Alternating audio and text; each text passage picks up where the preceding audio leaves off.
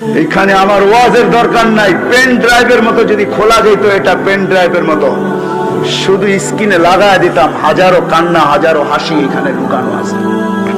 আমরা প্রবাসে চিনি, মানুষের কান্না আমাদের এখানে লুকানো আছে। প্রবাস বড় শান্তির জিনিস না, বড় কষ্টের জিনিস যে প্রবাসে ছিল। কবির কথাই সত্য।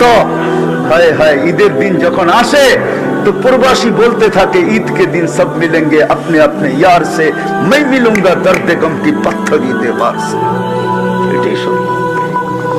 प्रवासी যখন ঈদ আসে না, হায় হায়, আজকে তো ভিডিও কল।